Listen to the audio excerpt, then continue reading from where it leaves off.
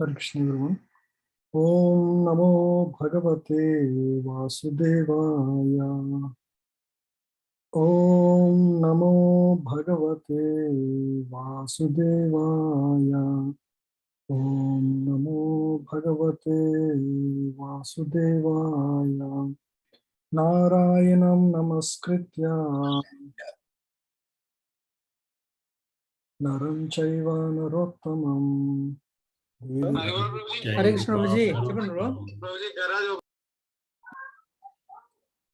Devim Saraswatim Vyasam Devim Saraswati Vyasam Tato Jayam Udirayet Tato Jayam Udirayet Shinvatam Swakatah Krishna Shrivatam Swakatha Krishna Shravana Kirtanam Punyashravana Kirtana Vidyantasto Hyabhadrani Riddham Tastoti Vadrani Vidhunopi Sahasratam Vidono Suhusrutam Nashtaprayeshva Bhadreshu Nashtaprayeshu Bhadreshu Bhagavata Sevaya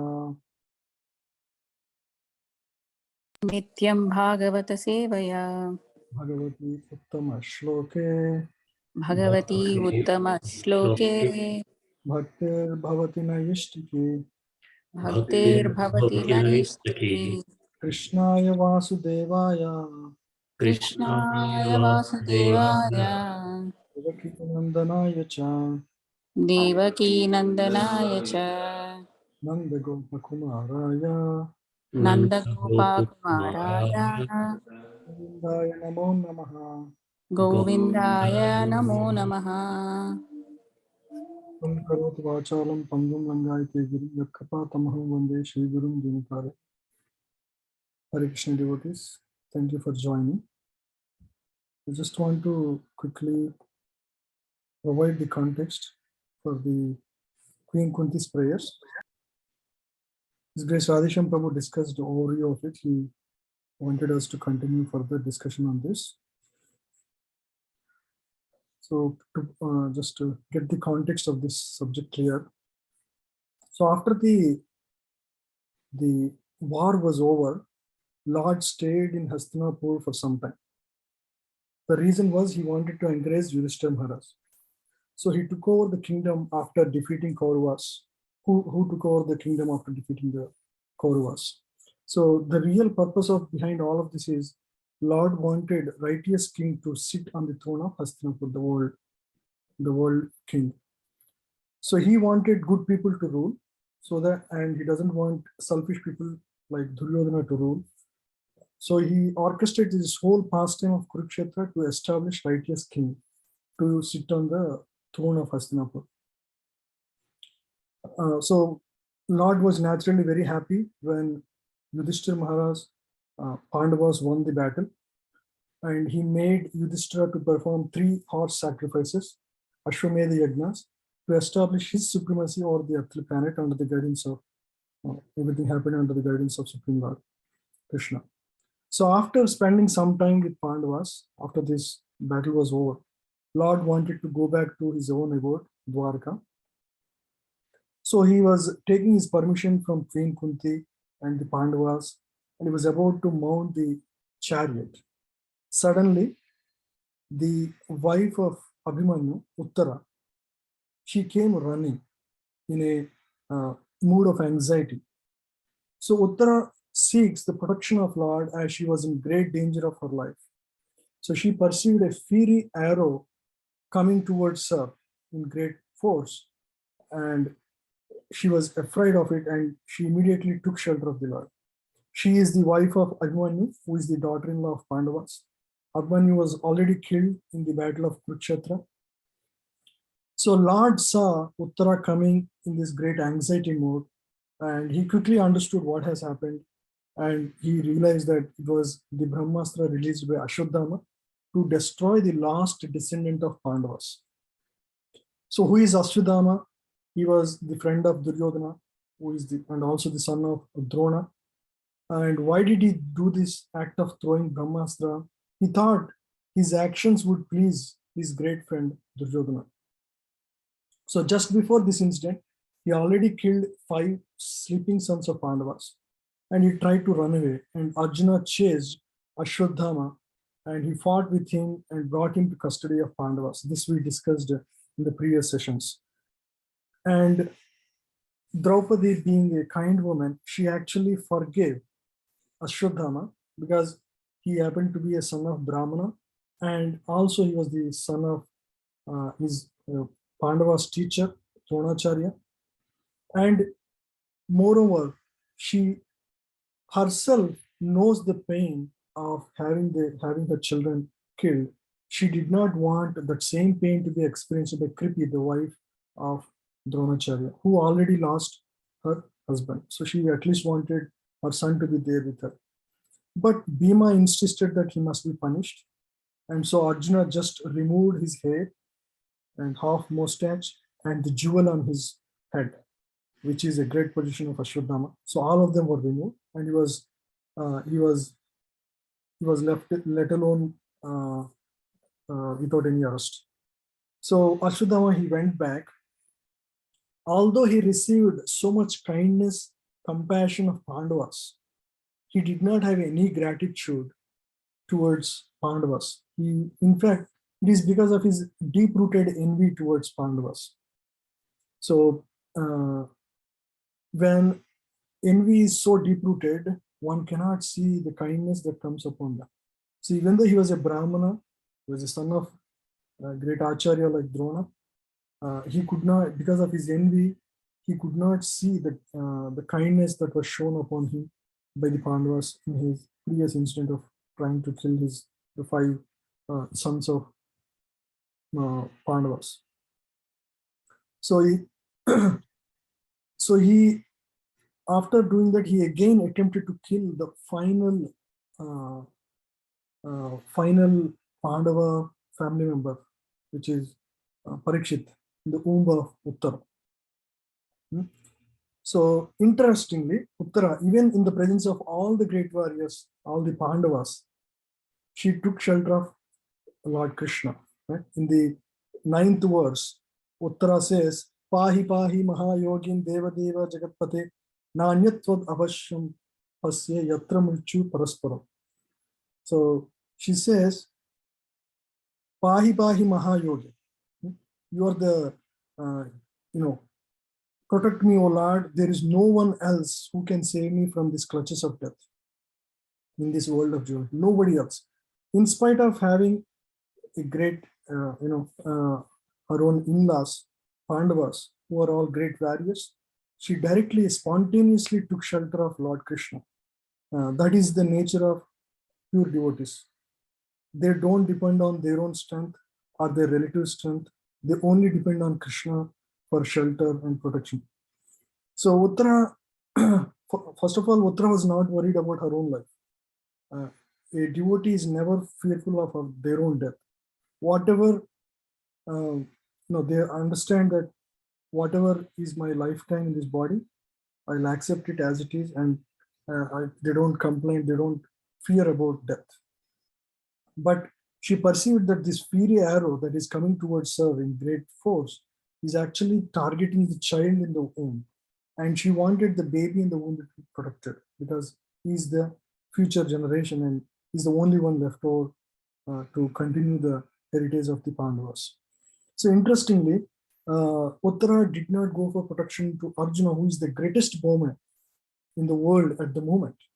She did not go to Bhima. He was the most strongest fighter in the world at the time. So these are all great qualities of a devotee. So when Uttara prayed to Lord and she took exclusive, voluntary, spontaneous shelter of Lord immediately reciprocated. Watching all this, none of the Pandavas were offended by the words of Uttara, because they themselves, even though they had great strength, they have all the good qualities, but because they are pure devotees of the Lord, and they themselves take shelter of the Lord whenever they are in trouble, they never felt a slightest tinge of feeling that why Uttara was actually taking shelter of Krishna directly, instead of directly asking her own father-in-law Arjuna there, who is right there. Even if you take the case of Arjuna, when he was chasing Ashwadhama, after who killed the sleeping sons of Pandavas, suddenly there was a great effulgence coming out because of the arrow thrown by the Brahmastra thrown by Ashwadhama, who out of fear threw that. At the time, again, when that effulgence came, he immediately Arjuna himself took shelter of Krishna because he was bewildered. And anytime devotees get bewildered, they naturally and spontaneously take shelter of Lord. So they don't take shelter in their own power or prowess or strength. They directly take shelter of Krishna. That is the lesson we can all see from all these incidents in the lives of Pandavas. And at this time, when Uttara took shelter of the Lord, Lord immediately took became very small. Angushta matrena, he became the size of a thumb, and he entered the womb of Uttara and encircled the womb and protected in great effulgence there. And he stopped with his own effulgence, the effulgence of the Brahmastra. And at this time, the child in the womb of Uttara, he actually took the darshan of Lord. Parīkṣit Maharaj, that's why he is known as Vishnu Rata or Bhagavat Rata, which means the one who is protected by Lord himself.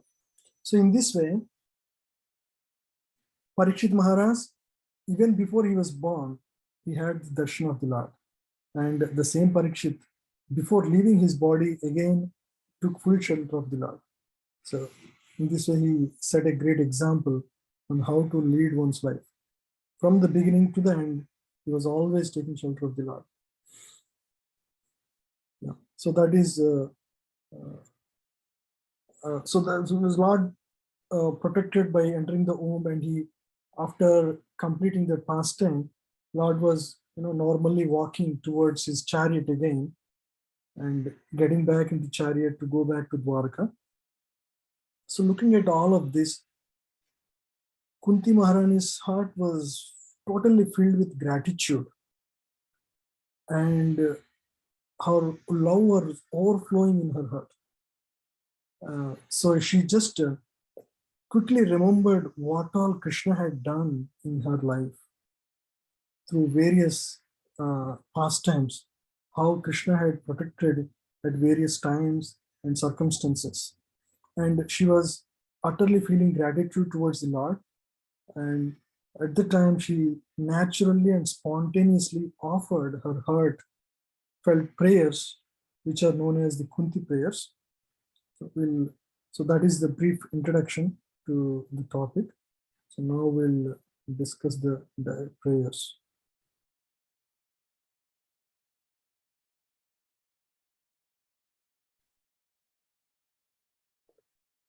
Let me know when you can see the screen.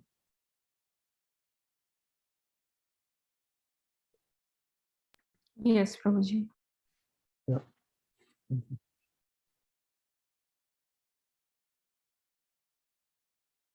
We'll quickly discuss. There are a lot of prayers.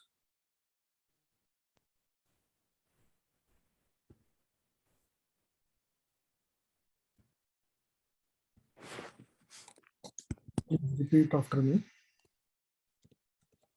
So by the way, before we discuss further on this topic, so these were prayers that Prabhupada would almost recite on a daily basis. Prabhupada really loved these prayers, especially when he was about to begin ISKCON movement in 1966-67.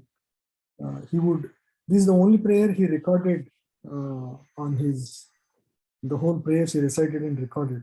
We don't have any other of such recordings of the prayers except for this. And he seemed to every day go through these prayers. So it's very dear to Srila Prabhupada. So let's read through them. Kuntī uvacha Kuntī uvacha Namashe purusham tvadhyam Namaste Purusham Twabhyam Ishwaram Prakrite Param Ishwaram Prakrite Param Alaksham Sarva Bhutanam Alakshyam Laksham Sarvabhutanam Sarvabhutanam Bahir Avastitam. Antarbhave Avasthitam. Yeah, please read. Srimati Kuntī said, O Krishna, I offer my obeisances unto you because you are the original personality and are unaffected by the qualities of the material world. You are existing both within and without everything, yet you are invisible to all. So the first set of prayers are establishing the position of the Supreme Lord, the supremacy of the Supreme Lord. So if you look at this, the Namaste Purusam Twadhyam. Twadhyam is Adhyam is the original, the beginning. So she is ascribing Supreme Lord Krishna to be the original, the beginning of everything. Ishwaram Prakrite Param. He is superior to all the material energy. The material energy is under his control. You are existing within and without everything. Lord is in and out of everything, but nobody can see him. Why? Because people are covered by the illusory potency of the Lord.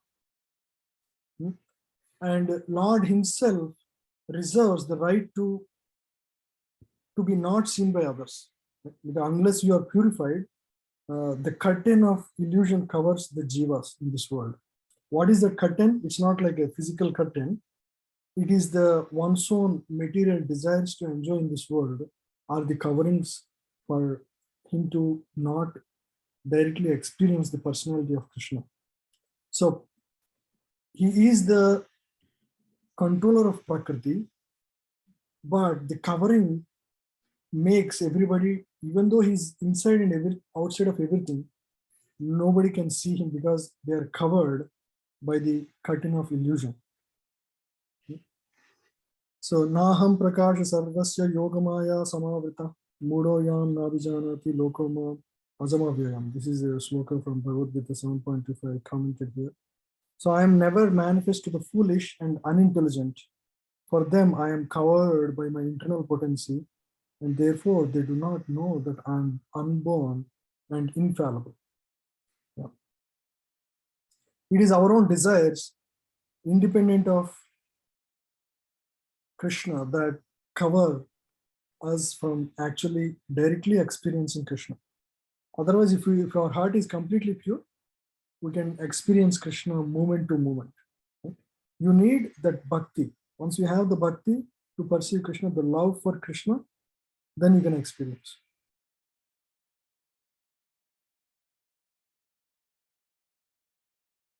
Maya Javani Kachannam Maya Javani Kachanam Ajna Dokshayam Avyayam Agnadokshajam Avyayam Nalakshate Mudhadrisha Nalakshate Muradrisha Nato Nacha Dharo Yata. Nato Natya.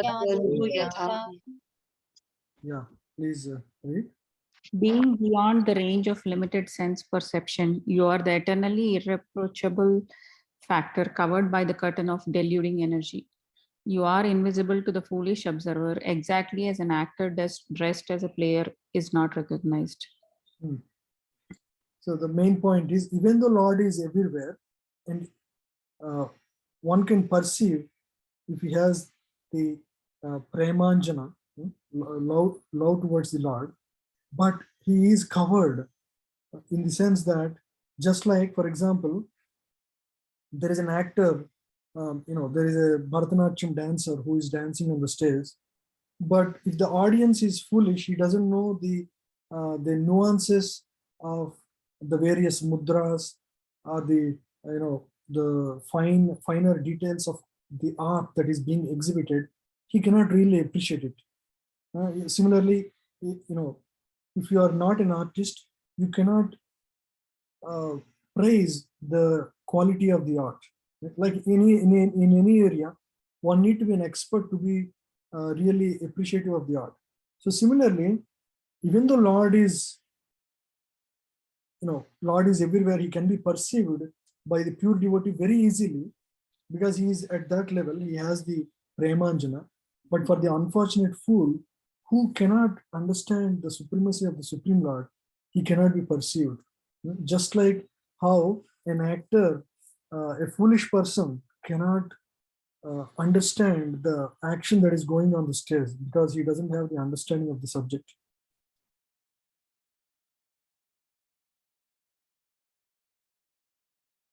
We'll just move in fast. Tata Paramahamsanam Tata Paramahamsanam Muninam Amalatmanam Muninam Amalatmanam Bhakti Yoga Vidhanardham Bhakti Yoga Vidhanam Vidhanam Katham Pashyemahi Shriya Striya. Katham Pashyemahishya. So this is the nature of a pure devotee. So Tata Paramahamsanam Muninam Amalatmanam. O Lord, you can be understood by greatly advanced devotees and transcendentalists, and who are great in philosophy. Muninam Amalatmanam, those who are they can distinguish between what is spirit, what is matter. All these great philosophers can understand you. Yeah. Bhakti Yoga Vidhanardham means Katham Pashyema Striya. But how can I understand as a woman the great qualities of you? Let's read this. Please read. You yourself desire to propagate the transcendental signs of devotional service unto the hearts of the advanced transcendentalists and mental speculators, who are purified by being able to discriminate between matter and spirit. How then can we women know you perfectly? Actually, Kuntī Maharani is the most intelligent woman, because we can understand that from the previous two verses. She is very intelligent. She knows how Lord is within everything and outside of everything, and how, because of the covering of illusion, the conditioned soul cannot perceive. Just like how the foolish observer cannot understand the drama that is going on in the stage. She understands very well, but being a humble devotee, she actually says, she cannot understand him. How can a woman like me understand it? But all these great souls can understand.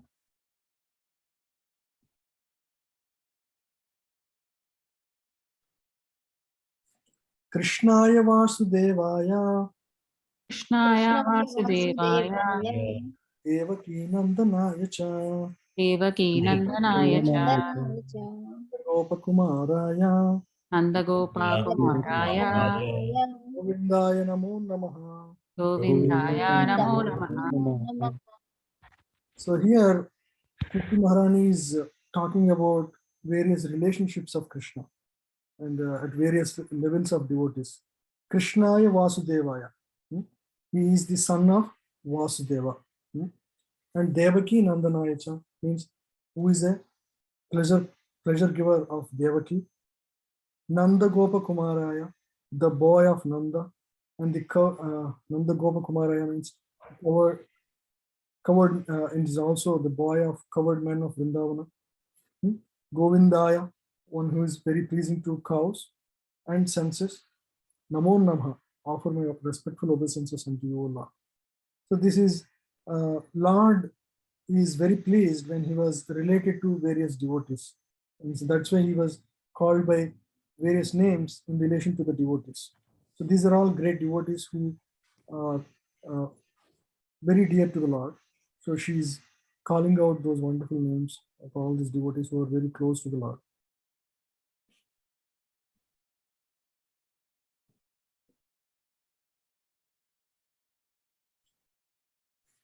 Namaha Pankajanaabhaya.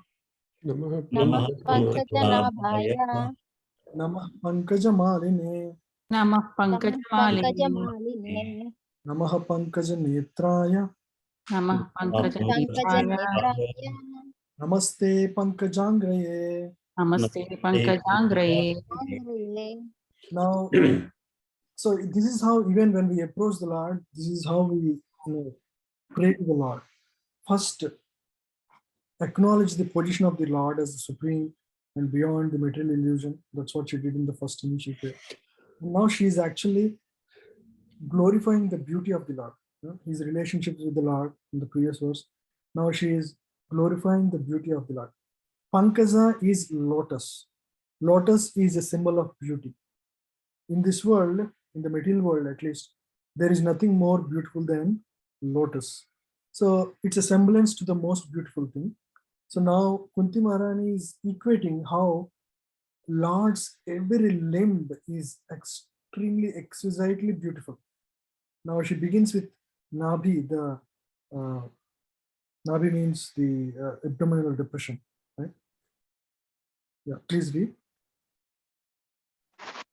My respectful obeisances are unto you, O Lord, whose abdomen is marked with the depression like a lotus flower, who are always decorated with garlands of lotus flowers, whose glance is as cool as the lotus, and whose feet are engraved with lotuses.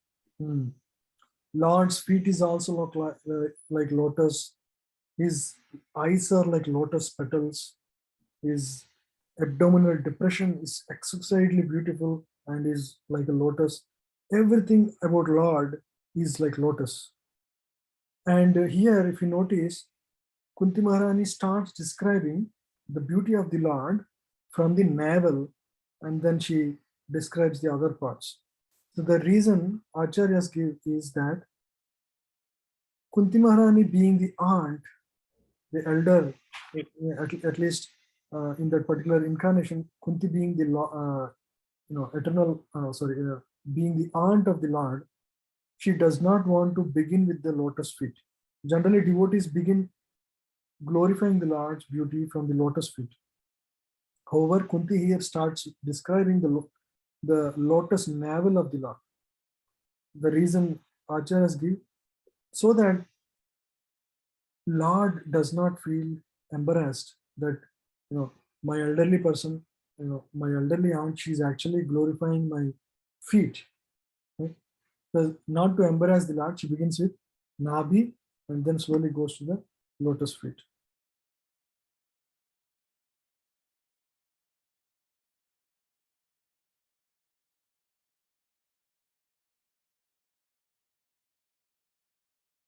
Yeah. So please read this one. Mataji, can you read? One should begin to see the Lord from his lotus feet, gradually rising to the thighs, waist, chest, and face. One should not try to look at the face of the Lord without being accustomed to seeing the lotus feet of the Lord. Srimati Kunti, because of her being the aunt of the Lord, did not begin to see the Lord from the lotus feet because the Lord might feel ashamed, and thus Kunti Devi, just to save a painful situation for the Lord, began to see the Lord just above his lotus feet. Yeah. Yeah, so that is why she started praising the lotus navel. Yata Hrishikesh Kalena Devaki Yata Rishikesh Kalena Devaki Kamsena Ruddharchitam Chiram Sucharpita Kamsena Ruddhati Chiram Sucharpita Vimochitahum cha Sahatmajo Vibho Vimochitaham cha sahatmaja vibho Vayaiva Nathena Mukhur Vipabdana. Svaye vanatena muhurvanat. Yeah, please read. O Rishikesha, master of the senses and the Lord of lords, you have released your mother, Devaki, who was long imprisoned and distressed by the envious King Kamsa, and me and my children from a series of constant dangers. Now she started expressing her gratitude to the Lord. After praising the beauty of the Lord, she now expresses her gratitude towards the Lord. So, Yata Hrishikena Kalena Devaki, Kamsena Ruddhachitam Sucharpita. When Lord's mother Devaki, she was Devaki, her brother was Kamsa, and Kamsa when he was carrying Devaki and Vasudev in a chariot to their place, there was Akashvani, which foretells that the 8th child of Devaki is going to be the cause of his death. At that time, suddenly Kamsa turns around and he wants to just right away kill Devaki. At the time, Vasudev, who is the husband of newly married Devaki, he tries to pacify Kamsa and inform him that it is not the Devaki that is going to be the cause of his death. It is the child of Devaki, the 8th child. In fact, Vasudev says, not just the 8th child, every child we beget, we are going to deliver to you. You can do whatever you want. So to that, Kamsa agreed, and they Kamsa imprisons both Devaki and Vasudev. And as soon as a child is born, Kamsa would ruthlessly take the head of the child and bang to the floor and kill them right away before the eyes of Devaki and Vasudeva. So Kunti Maharani was saying that you are so merciful to me, even your mother, she, when she was losing her children, you did not protect, but you have protected my children in every incident. It doesn't mean that Lord was being more kind to Kunti. He was just expressing that, of course, Lord actually revived the children of Devaki at a later point, and actually the children came and they drank the milk of Devaki. So that is a different story. But Kunti was saying that, Lord, you are so kind and merciful to all my children. In all the incidents of difficulties, you have been very kind and you have protected all of them. For Devaki, the other reason is Devaki, Acharya said Devaki had her husband. She can get more children. But for Queen Kunti, she already lost her husband. And she was taking care of these children when there is no real, everybody was trying to harass them in various ways. Dhritarashtra, Duryodhana, and Dushasana, they're trying to take all the various reasons to kill them. So Queen Kunti's position was far more helpless, and there is not even chance for them to get any children.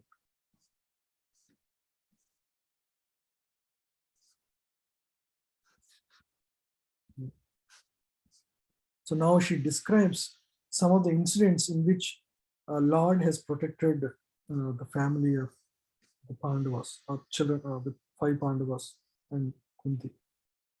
Vishan Mahagne Purushada Darshana. Vishan Mahagne Purushada Darshanad.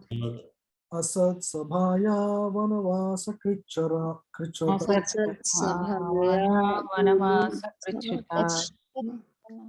Mride Mridene Kamaharata Shato. Mridene Karmaharata. Drauni Astrastas Chasma Hare Virakshita. Drauni Astastas Hare Virakshita. Vishan Mahagne. Vishan means from the poison cake that was given to Bhima. Bhima was given poison cake by Duryodhana. On that incident, somehow Lord has turned into a great fortune for Bhima at the time. Mahagne. So the incident where the Pandavas were attempted to be murdered in a lac home, in a home made of lac that was arranged by Kurus, and they wanted to just burn them all alive. Purushada Darshana. Purushada Darshana means, so many man-eating Rakshasas, after they were abandoned to the forest, there were so many difficulties for them to live there. A lot of man-eater animals, man-eating Rakshasas would come and attack them. So like Bakasur, and there were a few other demons. He was protected from them. They were protected from that. Asat Sabhaya, where Draupadi was attempted to be disrobed completely. So And again, Lord came and protected Draupadi from that situation. Vanavasa Krichrata. Vanavasa Krichrata means, yeah, so exiled in the forest and the sufferings while living. There are no facilities there, right? They were having very good facilities as a king with all servants, but now here they have to take care of themselves completely. No facilities for food or anything.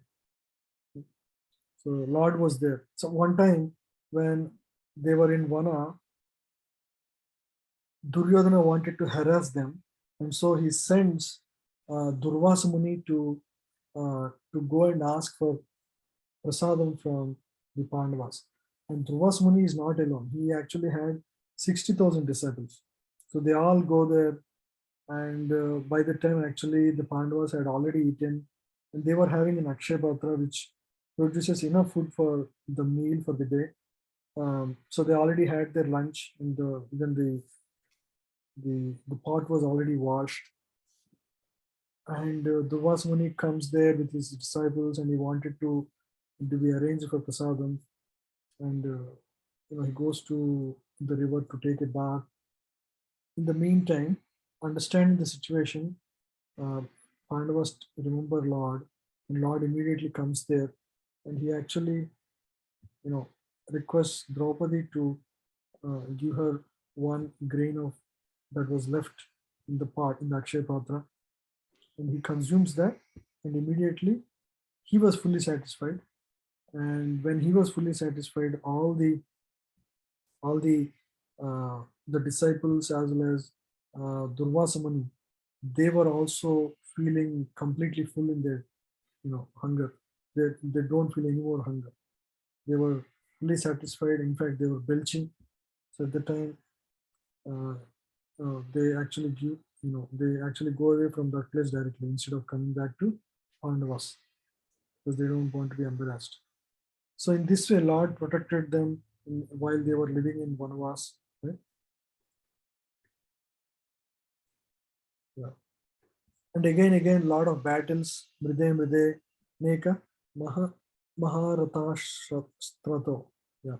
Again, in the battle of Kurukshetra, there were many Maharathis. Bhima, nobody can beat such a person. Bhima, Kripa, Drona, all these Duryodhana, these are all great Maharathis. They had to fight with all of them, and it's not possible without the blessings of Lord Krishna, without Lord Krishna being on their side. It's not possible to win the battle of Kurukshetra.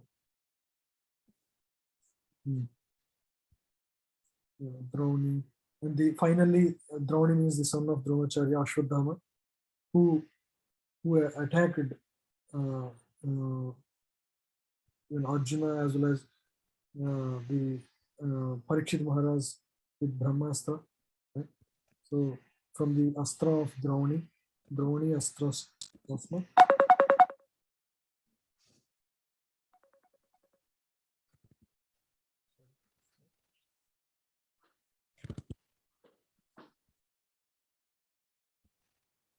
Krishna.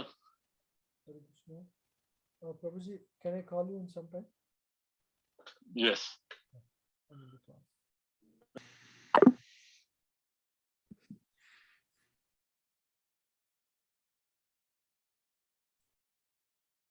Yeah. Sorry. Yeah. So in this way, Lord was protected in various situations. Sorry, Lord protected the Pandavas in various situations. Yeah. Please read the translation. My dear My dear, Krishna. Go ahead, Mata. my dear Krishna, your lordship has protected us from a poisoned cake, from a great fire, from cannibals, from the vicious assembly, from sufferings during our exile in the forest, and from the battle where great generals fought. And now you have saved us from the weapon of Ashwadhama. So in this way, Lord has been the protecting shield for them in all the situations.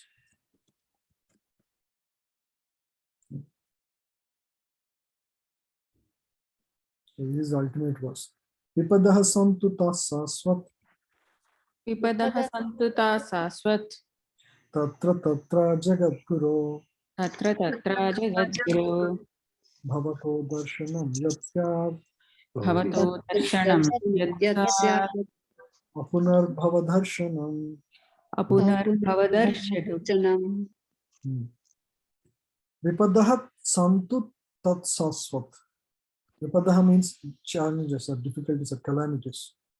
So santu tat sasvat means let them come again and again.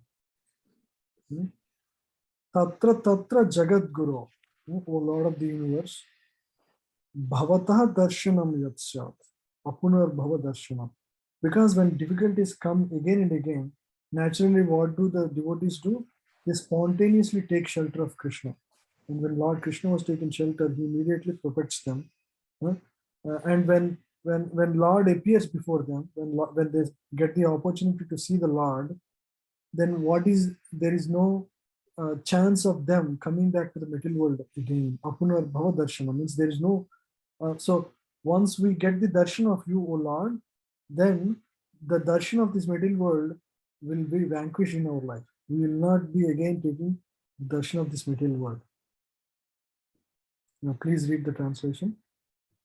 Jai Shri Mataji. I wish all. Is anybody else reading, Prabhuji? No, you read. Yeah.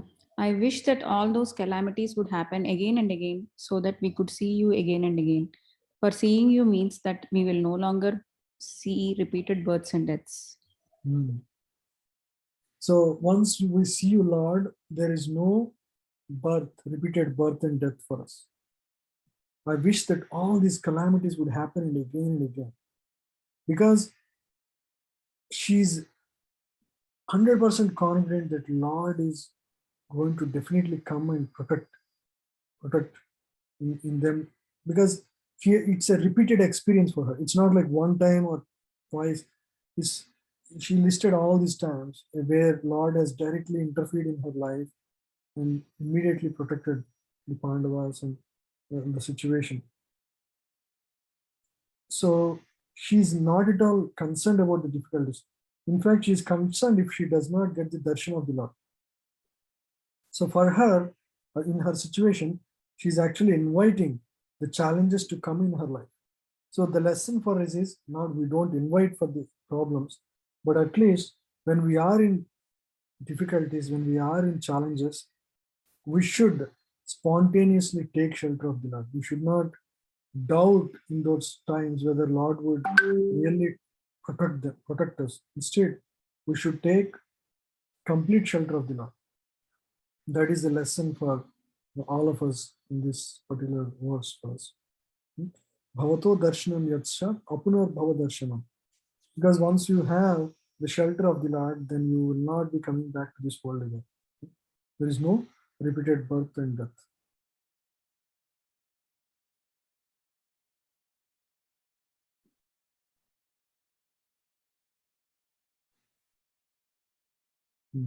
Please read this one. Therefore, for one who has taken shelter of the lotus feet of the Lord, which are accepted as the most suitable boat for crossing the ocean of nescience, can achieve liberation as easily as one leaps over the holes made by the hoofs of a calf. Such persons are meant to reside in the abode of the Lord, and they have nothing to do with a place where there is danger in every step. Because of their overwhelming confidence in Krishna, they don't have that faith in their own abilities, but their confidence in Krishna, all the challenges they just accept. This body is a temporary thing in this material world and should not worry too much about it, and they just accept all the calamities and difficulties and challenges easily without getting overwhelmed by them. They accept them as the mercy of the Lord and continue to take their shelter, increase their shelter. So they take this as opportunities to increase their faith and shelter in the Supreme Lord. Yeah, continue. This material world is certified by the Lord in Bhagavad Gita as a dangerous place full of calamities. Less intelligent persons prepare plans to adjust to those calamities without knowing that the nature of this place is itself full of calamities. The duty of the sane person, therefore, is to be undisturbed by the worldly calamities which are sure to happen in all circumstances. Suffering all sorts of unavoidable misfortunes, one should make progress in spiritual realization because that is the mission of human life. Yeah. So one should not feel, oh, why am I suffering in this world? They are part and parcel of this existence in the material world. Everybody has to go through. Just that we may not see others suffering, but everybody has their own dose of suffering in the material world. Instead of thinking too much about it, we should continue to increase our shelter or the faith in Lord's protection. Janmaishwarya Shruta Shribhir Janmaishwarya Shruta Shribhir Edhamana Madah Puman Yedhamana Mudah Puman Naivar Abhidhatum Vai Naivar Hati Abhidhatum Tai Pamakinchana Gocharam. Swamakinchana Gocharam. Janma, Aishwarya, Shruta, Shribhi. These are the four. These are the four things that can slacken one's devotion service. That Madah Puman means it makes one intoxicated. Intoxicated means you lose sense of a thing. For example, if a person drinks, gets intoxicated means his perception of the world is changed. His perception is not realistic. His perception of reality is clogged. Is completely what do you call? What is the right word? Clouded. Yes, very good. Yeah. So his perception of the world is clouded. So these are the four things that can cloud one's life, cloud one's understanding of God. So those people who have this may potentially not take that shelter very seriously. Doesn't mean that everybody who has it do not do that. Doesn't mean that all the opulent people or all the educated people or all the beautiful people do not take shelter. It depends on the person.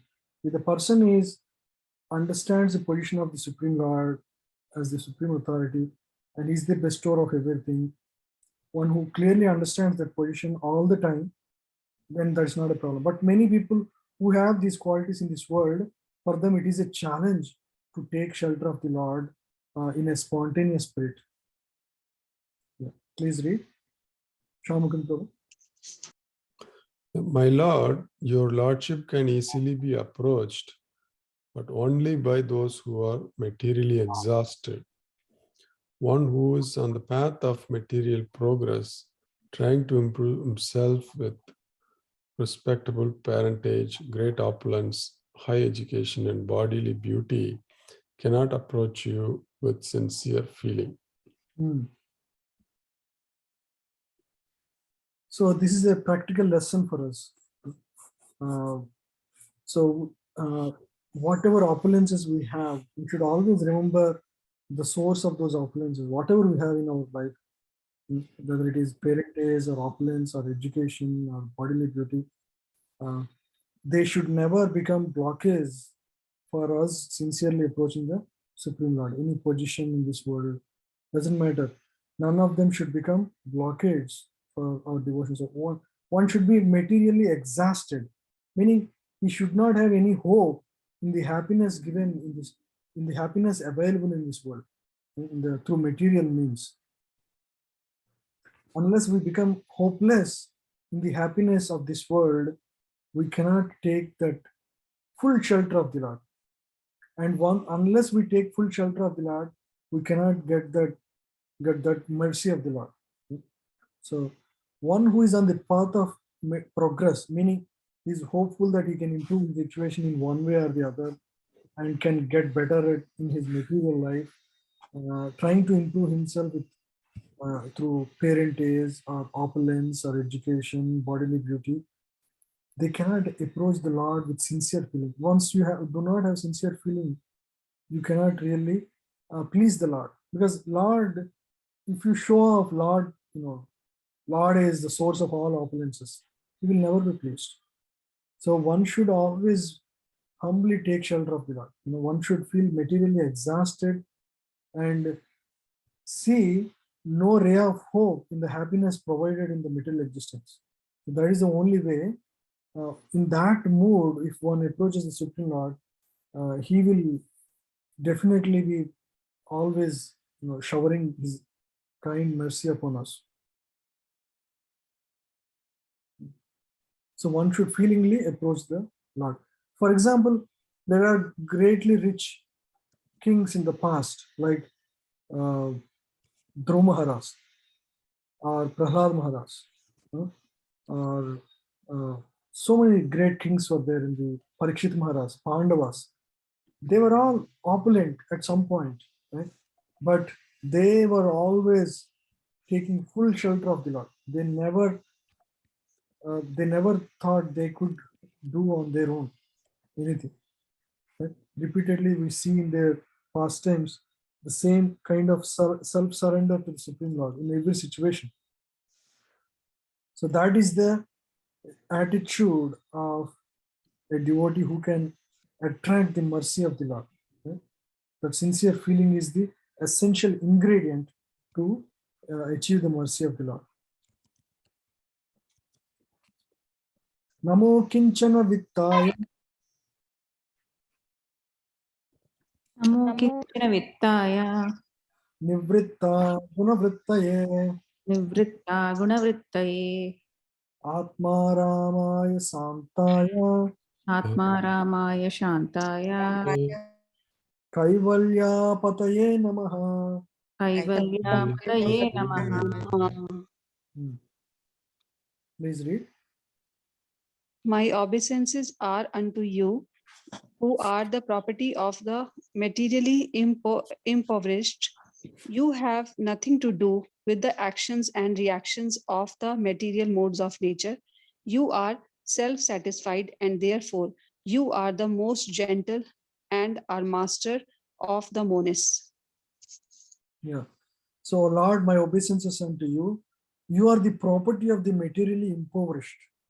Materially impoverished means not practically poor, but one who has no hope in the material happiness in this world. Right? In his heart, it's very similar to the previous verse. You have nothing to do with the actions and reactions of material modes. Sometimes material modes give opulences to a person or take away opulences of a person. So Lord has nothing to do with any of that. He doesn't care what one has in his position. He only sees the sincere feeling in the heart of the devotee. Because Lord is always self-satisfied, Atma Ramaya Santaya. So he never expects anything except for the sincere feeling of the materially impoverished devotee. That attracts his attention, and that is what brings the attention of the Lord upon the devotee.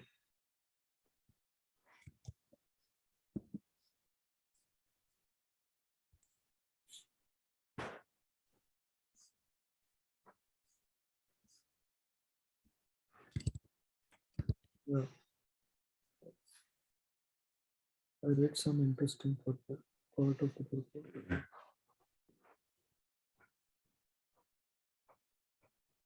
Yeah, can you read this one?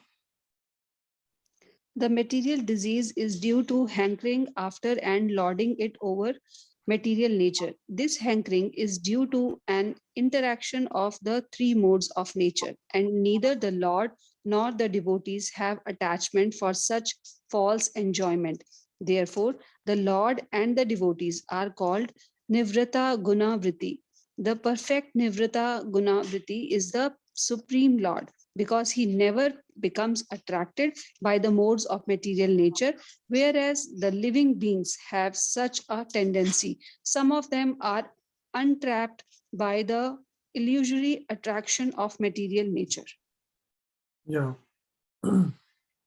Yeah. So because the jivas can be entrapped by the illusory attractions of material nature. So they cannot have that sincere feeling, sincere dependence on the Supreme Lord, because they're hopeful of the false enjoyment provided by the material existence. Yeah, please read. Continue. Because the Lord is the property of the devotees and the devotees are the property of the Lord reciprocally, the devotees are certainly transcendental to the modes of material nature. That is a natural conclusion. Such unalloyed devotees are distinct from the mixed devotees who approach the Lord for mitigation of miseries and poverty or because of inquisitiveness and speculation.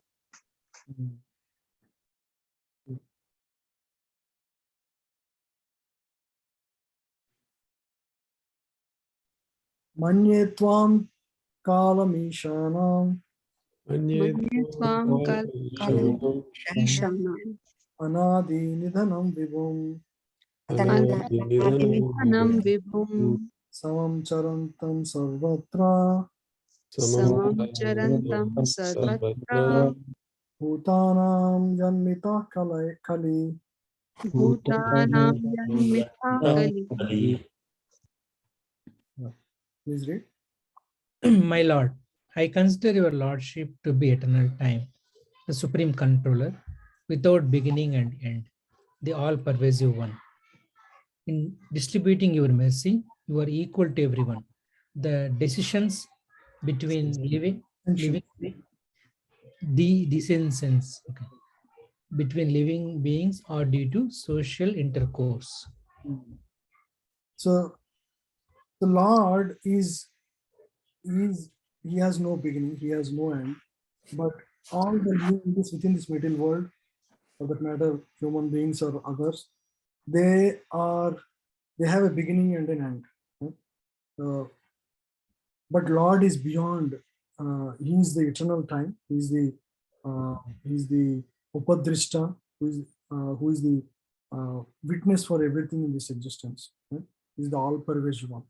In distributing your mercy, you are equal to everyone. Lord is like everybody is like his children, part and parcel of Lord, and so he is equal to everyone. He has no partiality for anybody. The distinction, the way people see it as Lord is being partial to one or the other is all due to social intercourse. Lord is actually impartial. He's equally loving to all his children, right? Whether it is Pandavas or Kauravas. But based on the situation and what is right for the protection of Dharma, he appears to be taking sides with one or the other. But otherwise, he is not partial to Pandavas. That's what she's trying to say here. Lord is not partial to Pandavas. He is equal to everybody. But based on the circumstance, the social situations, Lord would act as per the need of the time. Right? He is beyond all these material influences.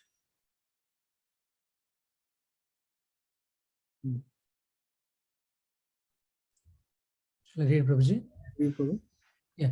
Kunti Devi knew that Krishna was neither her nephew nor an ordinary family member of her paternal house.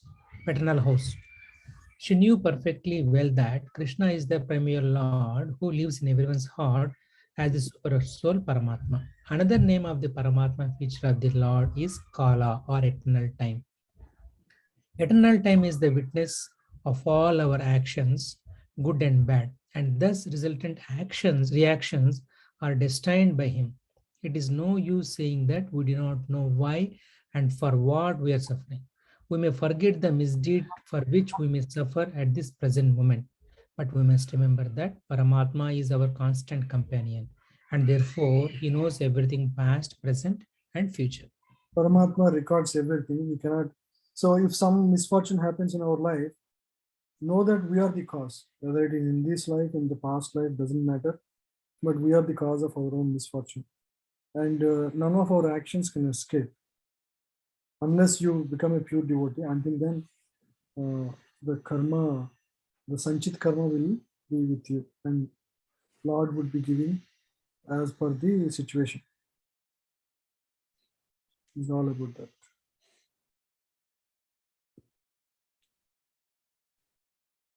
Yeah, any questions on what we discussed so far? On these 10 verses, we discussed any topics of questions, or you want to add any point?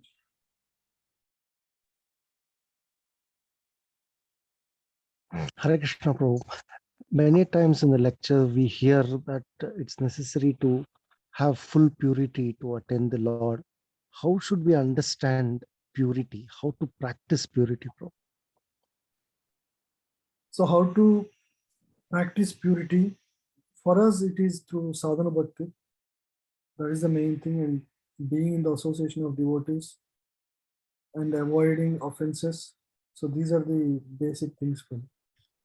Avoiding Vaishnava Padarth, sincere sadhana, and practicing, performing services to advanced devotees. It's a gradual process. We cannot overnight change. It will take time. It can take years. It can take decades. But that is the only process.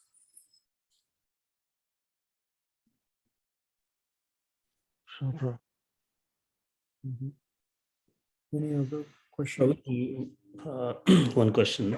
So in the previous verse, Kala is mentioned as an eternal. So the current Kala time, is it eternal, or how do we just look at that? Yeah, time is an eternal energy of the Supreme Lord. So time is even present, even in spiritual world. It's inconspicuous, but time moves everything. For example, you see a flower today on the tree. Tomorrow it might dwindle a little bit. After 2 days, it might dwindle further. The time is the factor that keeps bringing change in everything in this world, in all the material objects. Sure, So Prabhuji. the energy source of, or the energy of the Lord that brings in change in this world. So all the six types of transformations that anything in this material existence goes through is all because of the time factor. And time is an eternal energy of the Lord. Time I am, Krishna says. And I come as death, Krishna says in Bhagavad Gita.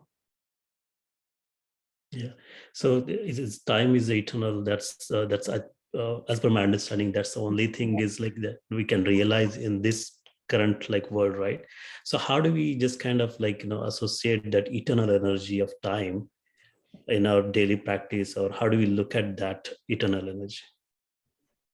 How do we look at eternal energy? I am not very clear to the question. Yeah. So what I was trying to understand, the time is eternal, and in this current material world where we are living, I believe that's the only eternal thing that we associate or relate or realize.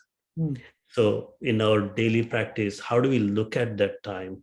Because that's eternal, that's Krishna. How do we, basically we value the time. We value the time, and time acts differently. There are many interesting facts to know about time. For example, lifetime of Brahma is 100 years, and that is the span. 100 years for him is his lifespan. Right? But it scales differently based on the living unit. So in the spiritual world, when you go, pastimes go endlessly. Eternally, one will be engaged in the service of the Lord. So time is inconspicuous there. Right? When you are completely absorbed in anything, you don't experience time, correct? Even if it is deep sleep, you're not aware of the time. So that is how time works in this world. How do you perceive that it is eternal? It's basically, we understand, for example, Krishna is Navayavanamcha, because his time factor does not affect him. One way to see how time is an eternal energy of the Lord, and it does not affect, and how Lord is beyond time. Lord's body doesn't change like like any other living entity in the world. That's one way to see how time acts eternally.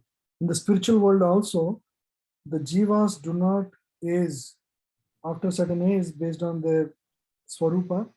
They stick in that form forever, and they'll be serving in that form. Right? So these are some facts about time. I don't know, maybe others can say if they have better understanding or different understanding. That's a good realization, Prabhuji. Thank you. Thank you. Any other questions?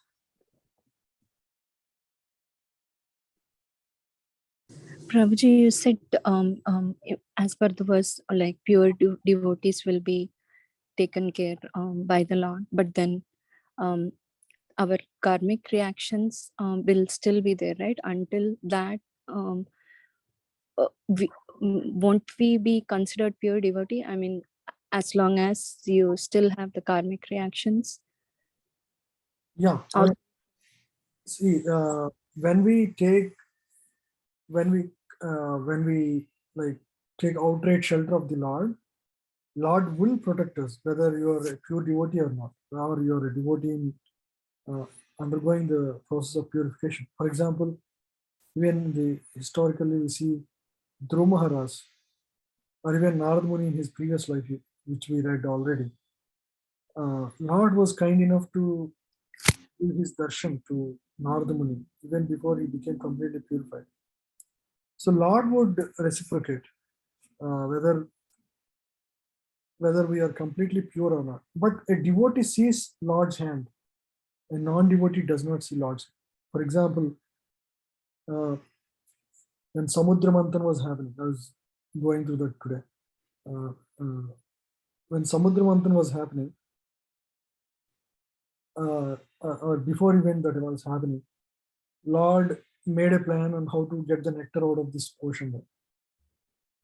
And he wanted to engage both devatas and the demons. They were asked to bring Mandara mountain. They all go there. They all carry the Mandara mountain. And Mandara was so heavy. In the process of bringing it, they are breaking their bones. Some of the devatas as well as Danavas, the demons, they were breaking their bones. However, and seeing their pitiable condition, Lord himself goes there and he makes an arrangement to bring the Mandara mountain here. And in the process, he also tries to help the Devas and Danavas. He cures all these broken bones for all the Devas and Devatas and Danavas. And Devatas immediately acknowledge that Lord is very kind, and it is only because of Lord they got their limbs back. You know what Danavas say there? They say, oh, it is by chance we got it. We are lucky we got our hands back, our legs back. We are lucky. So Danavas or demons always believe in theory of chance. If they get something, they think it is because of their own effort or it is because of luck. That is how Danavas see anything in life. But devotee, he attributes everything he gets in his life to the mercy of the Supreme Lord. And these devatas, they are not pure devotees. Not everybody. I mean, there are pure devotees also. But Lord was kind and protective to all of them. Right? So that is how a devotee is. Whether we are pure devotee or not, Lord is reciprocative. Lord is reciprocative. Depending on surrender, he would help us in our situations. You can count your own life. There will be different situations in which you were helped. Right? I can tell like one quick. So when I was very new devotee, actually I didn't even I was not even chanting 16 rounds. I had, because of my work necessity, I was posted to go to a different country, South Korea. Samsung. I was working at Samsung for a short period, for a year. So at the time, I was new devotee and I was staying with devotees, and I was desiring I should continue there because I was a little bit concerned that I'm going out and without association and without prasadam, how will I live? But to my surprise, I was sincerely praying to the Lord. Lord very nicely arranged within. I have like a 1 week to go, and within this period, some devotee made some rotis that can stay for 2 weeks, which would not be spoiled for 2 weeks. And another devotee gave me a frame, one single frame, where I can find all the deities in one single frame. It's easy to carry. So in this way, and some devotees were in touch with me while I was there. So I really got I didn't really miss much. It's because I was, really, I was at least at the time very sincere. I was really taking shelter of the Lord.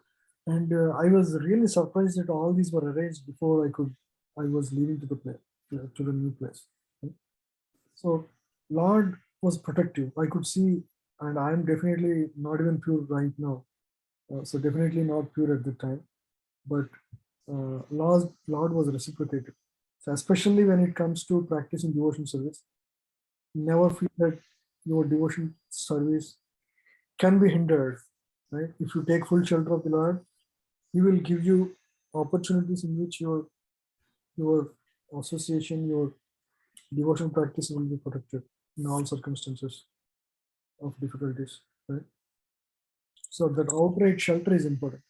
We need to take that shelter in a helpless mode. So that's what we are discussing in all these verses. The main point is one should be materially impoverished, meaning you should not have faith in this material world that it can somehow give him pleasures. And one should be taking utter shelter of the Supreme Lord in all circumstances, not depending on his own strength alone. Right? And whatever abilities you have, engage them in the service of the Lord. So by engaging our senses, we'll be experiencing the Supreme Lord, even though he is spiritual, but by engaging our senses in an appropriate way, we can experience the Lord. Yeah. Sure. Thank you, Prabhuji. Any other questions? Otherwise, we'll end the class here. 1 hour 45, 15 minutes. So we'll end here and we'll resume next week. Thank you all very much for joining today in this section of the Bhagavatam. This is one of the best section of, most important section of first canto. So definitely I encourage all of you to go through and read through. When you read with full heart, your heart should melt. Your heart, immediately you see, like when she was describing how Lord was protecting in various situations, your heart should just cry, because that is how the descriptions are. That is how you connect with Lord. Right? So yeah, we'll end here. Thank you all very much. Parīkṣit. Hare Krishna. Thank you, Prabhuji. Hare Krishna, Prabhuji. Thank you. Hare Krishna. Thank you, Prabhuji. Parīkṣit. Hare Krishna. Thank you, Prabhuji. Parīkṣit.